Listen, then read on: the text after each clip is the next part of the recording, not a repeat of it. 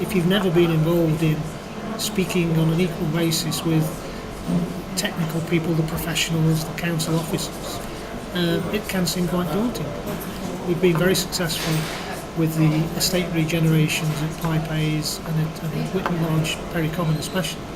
But there you were starting from a blank sheet of paper, and for people used to having things done for them or done to them, to be asked, what are your ideas, was a bit of a bolt from the blue.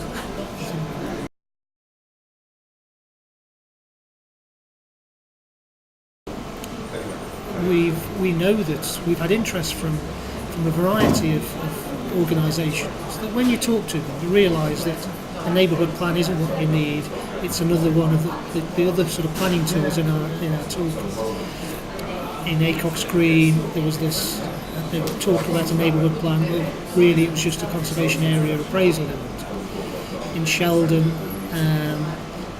it wasn't a neighbourhood plan they wanted, they just wanted enforcement of hot food takeaways and things like that. There are areas that clearly do want a neighbourhood plan and are passionate about it. Sutton Coldfield.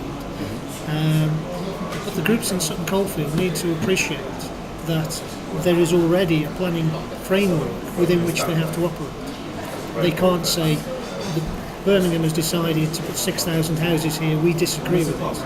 Because if that is taken through in the Birmingham Development Plan, that is the higher order plan within which we have to operate.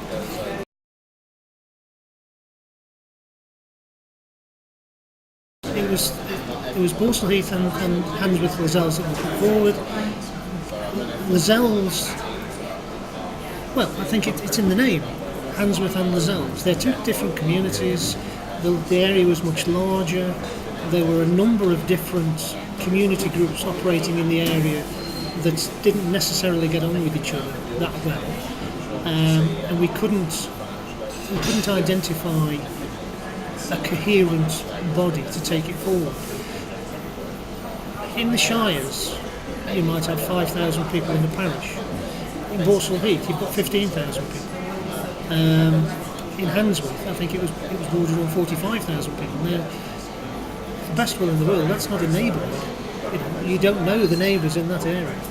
You might see people that you vaguely recognise, but unless you relate to them, you lose the whole ethos of neighbourhood planning, of community engagement.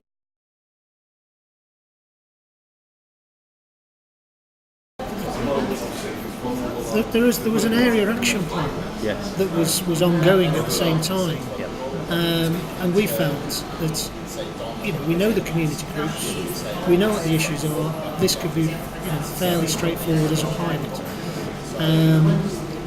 The attitude was very similar to Borsall Heath actually. You've got consultation fatigue. You just get on with it. You've been talking to us for 7 years with an AAP. We don't want to start doing a neighbourhood plan, just do it.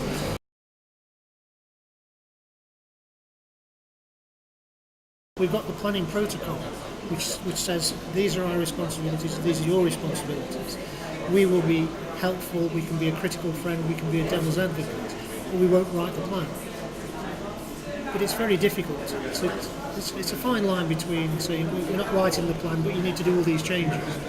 So it worked very well in Borsall Heath. It's working very well in Jewelleryport. But I think that's a legacy of our past involvement with community groups. Different times of the process, we could be spending 30% of our week working with a community group. Now that's a lot of resource and commitment.